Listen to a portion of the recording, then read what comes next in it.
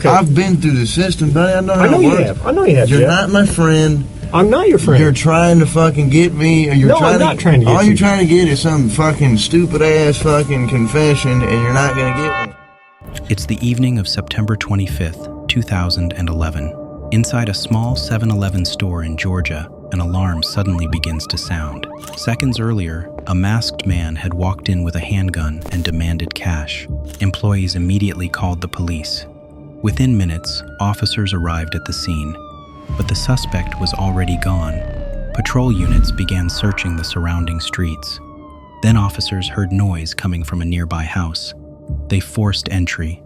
Inside, they found a man sitting alone with a firearm. He was known locally as a heroin addict. With no other suspects nearby, police arrested him and transported him to the station. His name was Jeff Pearson. What officers didn't realize at that moment was that the next 24 hours would turn into one of the most unusual interrogation cases ever recorded. What, the Butterfinger? Yeah. Why not?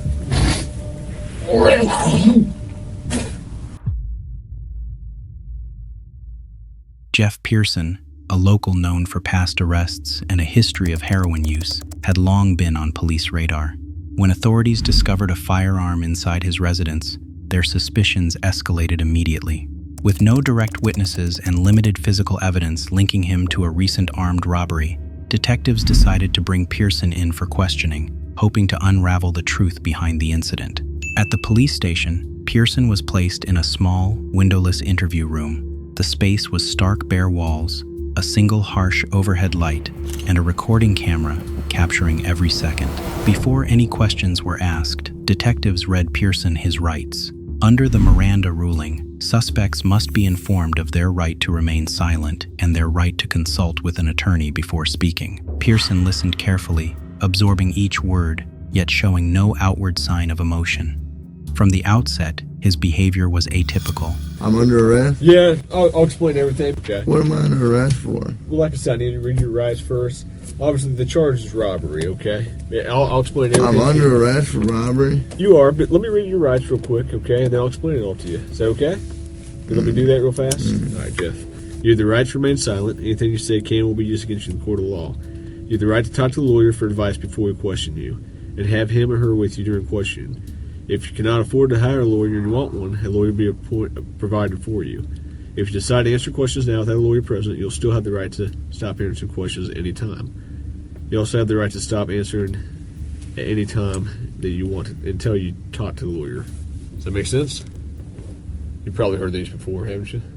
Most individuals confronted with this scenario display anxiety, defensiveness, or immediate attempts to explain themselves. Pearson displayed none of this. Instead, he asked pointed questions of his own. Am I under arrest? Detectives confirmed that he was being detained for investigation regarding the armed robbery. Rather than answering directly, investigators launched into their questioning. They pressed him for details about his whereabouts on the night in question. Does that make sense? Do you understand your rights? Do you understand your rights, Jeff? Yes or no? You understand? But Pearson remained silent, staring at the table, offering no clues, no contradictions, nothing. This silence presented an immediate obstacle. Interrogation relies on conversation. We're getting paid more than you are, so we can sit here for a long time, man. I just need you to answer me yes or no. Do you understand your rights? Let's get through that question.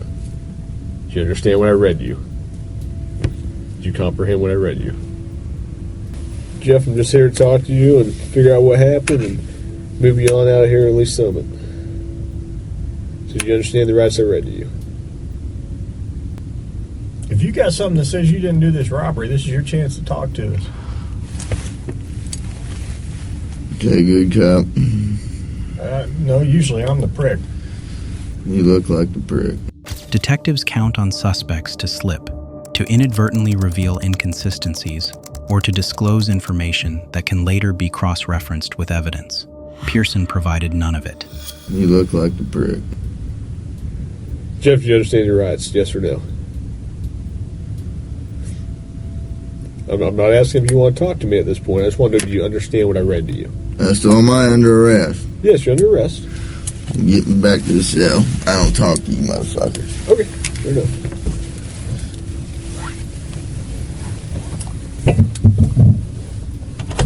Change your mind? The first session concluded without confession or insight. He was returned to a holding cell. Later, he was brought back for a second interrogation. By now, withdrawal symptoms were beginning to manifest. You wanted a Coke? Yeah. You gonna be able to pop it open, or you need me to? Oh, yeah.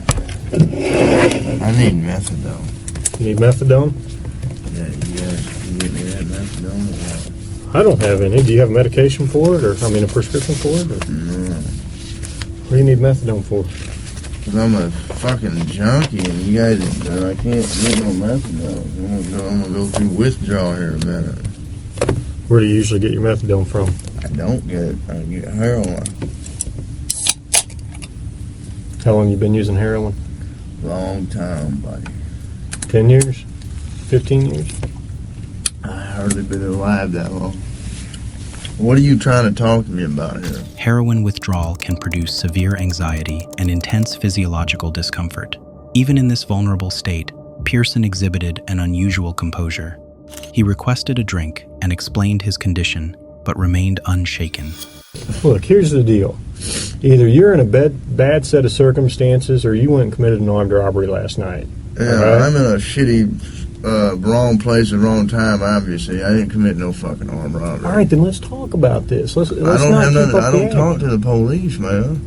I think it's in your best interest to. How? Man. I don't talk to you're the sitting police. here- okay. I've been through the system, buddy. I know how I know it you works. have. I know you have. You're Jeff. not my friend. I'm not your friend. You're trying to fucking get me. Or you're No, trying I'm not trying to get all you. you're trying to get is some fucking stupid ass fucking confession, and you're not going to get one. Jeff, I'm not going to get a confession out of you for nothing. Exactly, because I And didn't I'm do not nothing. trying to get a confession out of you. Okay, I'm going to tell you, I didn't commit no armed robbery, and y'all ain't got no fucking evidence saying I did. Let me go. All you did is find me sitting in my buddy's house because my fucking buddy's dog's going ape shit. I go outside. There are cops everywhere, and they spotlight me. They say, "Come here." I say, "What's up?" They search me. They ain't find Hang on. nothing. What's Let up? me read this. No. before- Yes. Because I'm not going to sign it. You don't have to sign it. But let me read it for you. Okay? I'm not signing nothing. You don't have to sign it. Detectives attempted multiple strategies, each carefully calculated to elicit a response. They implied they knew the details of the robbery, suggested that cooperation could benefit him, and even referenced the harsh penalties he faced. In Georgia, armed robbery carries a potential sentence ranging from 10 years to life. Despite these pressures, Pearson responded the same way every time: silence. The officers escalated further, confronting him directly about the gun found in his home, attempting to compel an explanation. Pearson refused to engage. Eventually, he requested an attorney, a move that legally should halt questioning. However, detectives continued to press. They subtly offered to speak with prosecutors, suggested potential leniency, and varied their approach, shifting between friendly encouragement and aggressive intimidation. Tell me what happened last night. Plain and simple. Your side of the story. I'm not talking to you. I'm a lawyer. All right. This is what I don't understand. I know, but this is what I don't understand, Jeff. You didn't tell me what happened last night. How didn't I just tell you what? But now you've handcuffed me, and I can't talk to you because you asked for an I'm a attorney. lawyer. So, okay, that's fine. But I will tell you right now, you're still on a hold for a robbery. I know. I don't know why. I need a fucking lawyer because obviously I didn't do nothing.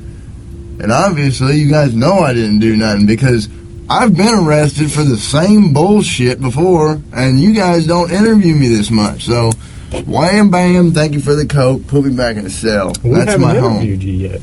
That's my home. All right.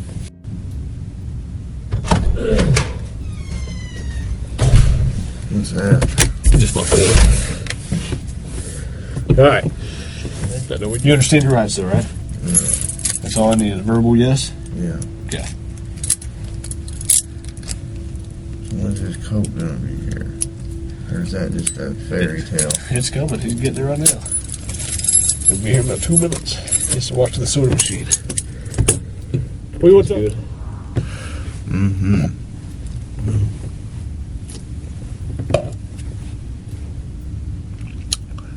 I stayed there that night. Had you been there during the night? Yeah. Did Aaron know you were there? I'm pretty sure he did, yeah. I mean, he might have been asleep, but that's where I was staying that night. What time did you get there? No. You know what? I'm not answering that question. This is bullshit. I'm happy to help you out. You can't help me, man. Well, I can't. I don't get why I don't. Well, here's what the deal is. I have enough evidence Like what? of the armed robbery, okay? But, you know, if you're saying you didn't do it, you need to give me your side of the story. I didn't do it. Okay, well, give me your side of the story. Because I got a lot of evidence. I got a lot of physical evidence. Well, like what? Name the physical. Well, I don't need to. Why should I tell you that? I mean, you haven't been helpful to me at all. Because I don't believe that you got any evidence. Because I didn't do it, so there's no. Well, here's. I'll give you one piece of my evidence, okay? Yeah. The phone for 7-Eleven was taken by the suspect, whoever that was, okay? It was taken by the suspect and was thrown in the dumpster behind 7-Eleven, okay? We got DNA off that phone. I have a lot of other evidence, okay? Like what? There's only a couple pieces of evidence I'm missing. Name them. What's that? Name them. You give me a little bit, I give you a little bit. We go back and forth. No, anything I say here can and will be used against me. Sure, but anything you say here, I can also tell your parole officer that you helped me out. That doesn't mean dick. Sure it does. Well, you're arresting me for robbery tomorrow, so what the fuck does that do? There's no way. I didn't do it. There's no way. Hours passed. Detectives grew frustrated. They had no statements, no witness testimony, and no physical evidence directly linking him to the robbery. Every new tactic failed. What about This is all being recorded, huh? And written down? Why don't we just talk about the gun? Let's start there. Okay. I don't fucking have a gun or own a gun. Okay. I know you don't own one. Okay. But I need to know where that gun came from. I don't have. What the fuck are you talking about? The gun you were sitting on. I was sitting on. Yeah. What the fuck are you talking about? Over at Aaron's house. I don't know what you're talking about. Because Aaron says it wasn't his. I don't know what you're talking about. Like I said, you give me a little, I'll give you a little. But you got to help me out too. So I'm willing to go to the prosecutor. I'm willing to go to the parole officer and say, "This guy's a good guy. He helped me out." Hey, you know what? I've been doing this a long time, man. I have I've been doing this a long time. I know you don't want to go back to jail, right? Back to prison. Well, fuck. It looks like I am. If and you're gonna charge me with some bogus shit, you guys don't. I mean, what do you got really? That I was at a buddy's house and I happened to come outside because you guys were fucking swarming the area and they Which door did you come out of? I came out of the front door. You know what? I'm not saying myself, man. Thanks. I'm done, man. Fuck this. I'm not even answering. All this shit that I just said is gonna be fucking written in the discovery now, right? What? You haven't said nothing. You halfway know the system, how things work, and you halfway don't. Am I right? I half-ass know Yeah. that the only reason I came up here is to get a fucking Coke. Okay. And I got it. For a while. What, the Butterfinger? Yeah. Why not? I need to go to the hospital. I'm coughing up blood. Let's go to the hospital.